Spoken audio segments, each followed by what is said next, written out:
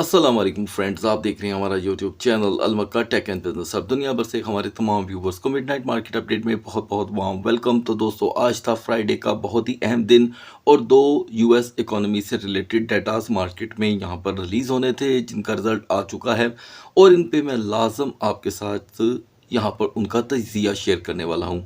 लेकिन उससे पहले व्यूवर्स के पहले सवालात का जवाब दे दूँ कि आज हमें लाइव मार्केट्स क्यों ओपन होती दिखाई नहीं दी। तो दोस्तों, उसकी बड़ी वजह ये थी कि हमने देखा कि वो जो हॉलीडे का जिक्र सुबह किया गया, शायद आप में से कई व्यूवर ने उसे गौर से सुना ही नहीं। तो मैं आपको फिर से याद दहानी करवा दूं कि आज हैप्पी फ्राइडे की वजह से हमें यूएस स्टॉक मार्केट जो है वो ओपन होती दिखाई नहीं दी और बहुत से व्यूवर्स हैं जो इस बात के ऊपर जो कि हैं तहफ़्फ़ुज़ात रखते हैं कि ऐसा कुछ था ही नहीं। तो दोस्तों, आप ज़रूर अपने तहफ़्फ़ुज़ात बिल्कुल सेफ एंड साउंड रखें, लेकिन मेरी रिक्वेस्ट है कि आप गूगल पे जाकर चेक कर लें, आपको पता चल जाएगा। तो इसी वजह से हमें अभी क्रूड ऑयल वगैरह के प्राइस भी यहाँ पर जो कि है मूव होते हुए दिखाई नहीं दे रहे। जहाँ पर ये बात थी वहीं पर रह गई और अब हम फ्राइडे क्लोजिंग की तरफ जा रहे हैं और ये क्लोजिंग क्रिप्टो मार्केट के लिए बड़ी अहम होगी। तो दोस्तों, एक बहुत ही अच्छी और पुरुमीद खबर कि पहला एक जहाज़ हमने यहाँ से हॉर्मज़ से पास होते हुए उसकी खबर सुनी है, जिसका ताल्लुक़ यहाँ पर यूरोप के साथ था। तो दोस्तों, ये एक बड़ा ही अच्छा समझ लें मार्केट के लिए सेंटिमेंट्स है और जैसे कि आप जानते हैं कि सभी पुरुमीद हैं कि यहाँ पर जल्दी से सीज़ फायर हो जाए और खैर आफियत के साथ ये मसला जो है ये यहाँ पर सॉल्व होता दिखाई दे। एनीवे, अगर हम यहाँ पर नेगेटिव होना चाहेंगे दोस्तों, तो फिर आप एक बात ज़हन में रख लें कि जब आप इस वक्त सोशल मीडिया ऑन कर रहे हैं तो आपको सिवाय परेशानी और घुटन के और कुछ नहीं मिल रहा, इसलिए कि कोई भी ऐसा शख्स आपको शायद ना मिले जो पॉजिटिव बात कर रहा हो। तो लिहाजा दोस्तों, एक बात अपने ज़हन में रखिएगा कि हर चीज़ का कोई अख्ताम तो होता ही है। तो लिहाजा अच्छी उम्मीद के साथ हम यही उम्मीद रखेंगे कि इसका अख्ताम जल्द देखने को मिले। अब बढ़ते हैं आज की अहम रिपोर्ट्स की तरफ। तो गाइज़, ऐसा बहुत कम होता है कि एक ही दिन हो और दो बड़ी बड़ी रिपोर्टें हों। तो शायद यहाँ पर ये जो साल 2026 का जब आगाज़ हुआ था तो ये चीज़ें हमें यहाँ पर बाकायदा तौर पे देखने को मिली थी कि इनकी डेटों का जो टाइम टेबल था वो चेंज हो गया था। तो अभी हम यहाँ पर देख रहे हैं कि जो यूएस की यहाँ पर अनएम्प्लॉयमेंट रिपोर्ट थी वो प्रीवियस फोरकास्ट से थोड़ी हट के आई है और एक्चुअल इज़ 4.3, जो यहाँ पर देखा जाए तो यूएस इकोनॉमी के हक में कंसीडर की जाती है क्योंकि ये प्रीवियस और फोरकास्ट से कम है। अब आते हैं दोस्तों एनएफपी की तरफ। व्यूवर्स बहुत ज़्यादा जानना चाहते हैं कि आखिर एनएफपी क्या है। तो दोस्तों, simply this is the non farm payroll data, जिसके अंदर किसानों की जो नौकरियां होती हैं वो काउंट नहीं की जाती, बाकी तमाम नौकरियां देखी जाती हैं। तो यहाँ पर एक चीज़ मैं आपके साथ हैरत अंगेज़ शेयर करने वाला हूँ कि जब पिछले महीने की हमारे सामने एनएफपी रिपोर्ट आई थी तो उस वक्त 1,33,000 जॉब्स कम हो गई थी। ठीक है जी, लेकिन यकीन कीजिएगा कि मार्केट के अंदर कोई इजाफा ना देखने को मिला। उसकी वजह ये थी कि उस वक्त था 3 मार्च और 3 मार्च को गल्फ़ की जो टेंशन थी वो अपने पीक पे पहुंच चुकी थी और आज हम देख रहे हैं कि एक्चुअल 178.00 आई है, यानी कि 1,33,000 का खसारा भी पूरा हो गया और काम उससे ऊपर चला गया। कमो पेश दोस्तों 45,000 तक इसका इजाफा, ये काफ़ी बड़ा इजाफा कंसिडर किया जा सकता है। ठीक है जी, तो ये भी नौकरियों का इजाफा होना ये भी यूएस इकोनॉमी के हक में है। तो ऐसे में एक ही सवाल ज़हन में आता है कि क्या ये रिपोर्टें मार्केट के लिए नेगेटिव हैं। तो दोस्तों, वाज़िया तौर पे तो इनका यही मतलब निकलता है, लेकिन इस दरमियान डिजिटल एसेट्स की मार्केट में जो एलिमेंट रहता है दोस्तों फौरी तौर पे मार्केट से एंटर और एग्जिट का, ये मार्केट को कहीं भी लेकर के जा सकता है। एनीवे, अब हम बात कर लेते हैं आज की करंट पोजीशन की। इन रिपोर्ट्स के आने के बाद मार्केट की कैपिटलाइजेशन काफ़ी ज़्यादा संभली हुई दिखाई दे रही है और डोमिनेंस को अगर हम देखें तो ये अभी भी 0.10% की कमी और इजाफे के साथ देखने को मिल रहा है। टॉप ट्रेंडिंग के अंदर दोस्तों कोई भी ऐसी चीज़ मौजूद नहीं है जिसे हम फंडामेंटल कंसीडर कर सकें। तो गाइज़, आज है फ्राइडे मिडनाइट क्लोजिंग का दिन और अभी मार्केट को क्लोज होने में तकरीबन 2.5 घंटे बाकी हैं। बहुत ज़रूरी होगा कि बीटीसी और इथेरियम एक अच्छी रेजिस्टेंस पे अपनी क्लोजिंग दें, जिसका इम्पैक्ट हम पीर वाले दिन देखेंगे CME गैप के साथ। तो इन दोनों को हम लास्ट में डिस्कस कर लेंगे। आगाज़ करते हैं दोस्तों जल्दी से सोलाना से। ठीक है, तो आप बहुत अच्छे से जानते हैं कि मार्केटों की क्लोजिंग का इम्पैक्ट जो है वो बीटीसी और इथेरियम की मार्केट पे तो रहता ही है।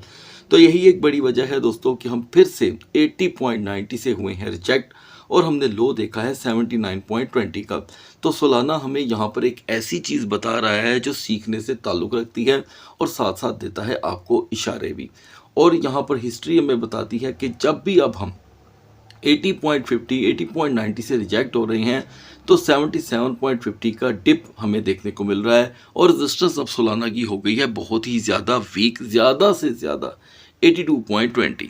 हाइपर लिक्विड ने दोस्तों यहाँ पर एक अमेजिंग लो दिया, यानी कि अचानक 40.50 की जब इसने सपोर्ट ब्रेक की, और मैंने आपको ये पहले भी अपडेट किया था कि हाइपर लिक्विड अब ज़्यादा देर तक 40.50 को होल्ड नहीं कर पाएगा और एक नया ट्रेंड ओपन होगा।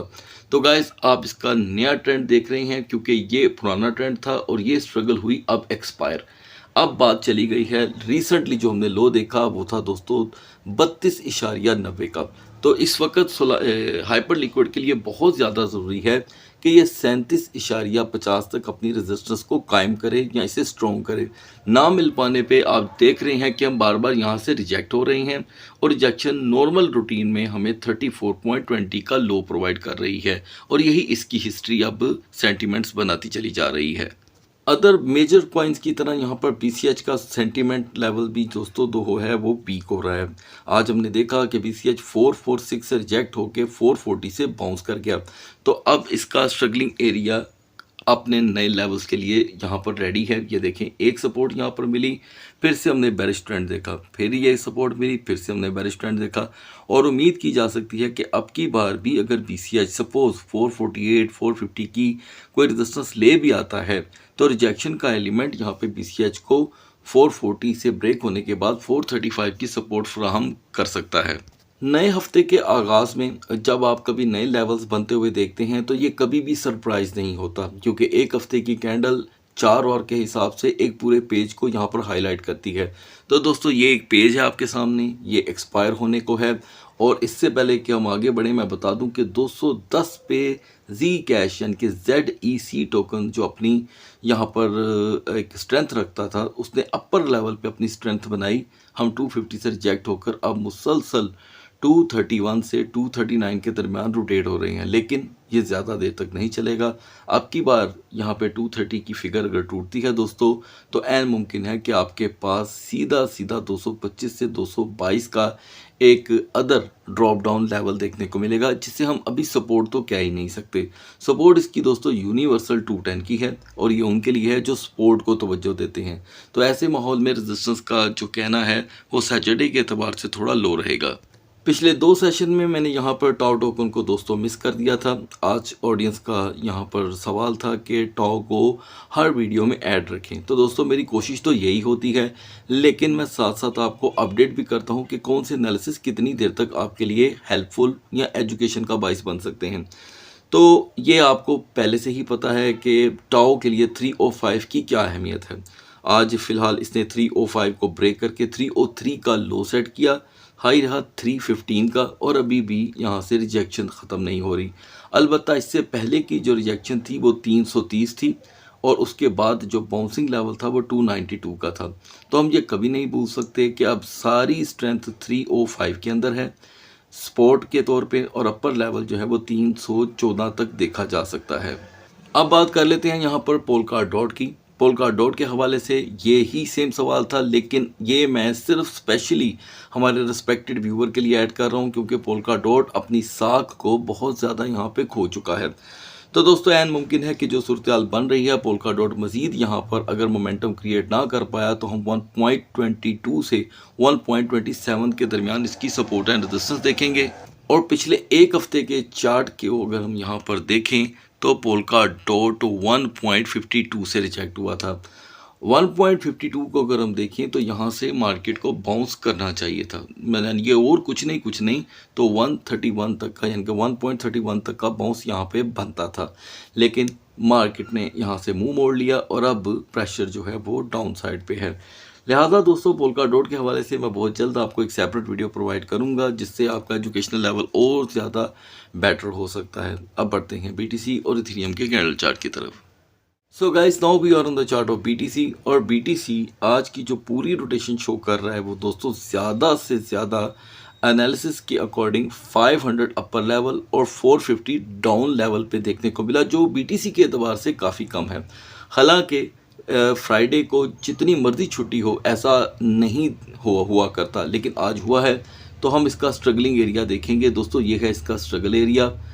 मुझे ऐसे लगता है कि यहाँ पर ये जो 66,800 है, नॉर्मली मिडनाइट में ये हमें 66,300 तक से बाउंस दे रहा है। अगर हम यहाँ पे हिस्ट्री पे आएँ तो नियरेस्ट वन लो जो है वो 66,000 का 3 टाइम आपको देखने को मिलेगा। ये देखिए 1, 2 एंड 3।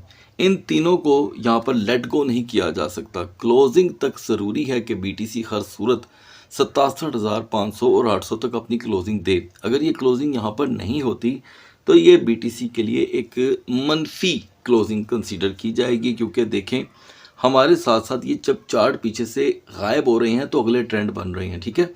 अब ये जो स्पेस खाली है यहाँ पे नए ट्रेंड बनेंगे, और इतनी ही जगह पिछले लेवल से जब गायब हो जाएगी तो हमारी ऑलरेडी जो फोकस होगा वो 65,000 पे चला जाएगा।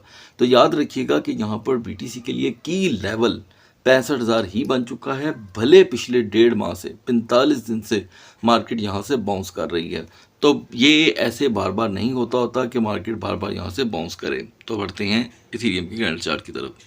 इथीरियम की परफॉर्मेंस कदरे बेहतर रही। सुबह हमारे डिस्कशन के दरमियान हम 2065 पे थे और इसने अपनी सपोर्ट को ब्रेक किया, यानी कि 2041। सपोर्ट इसकी दोस्तों थी 2050, और अब हम यहाँ से फिर से बाउंस लेके 2082 का हाई देखकर वापस आ रहे हैं। तो सपोर्ट दोस्तों पहले से ही टूटी हुई है। पिछले 12 घंटे भी इथीरियम के लिए कमज़ोर हैं।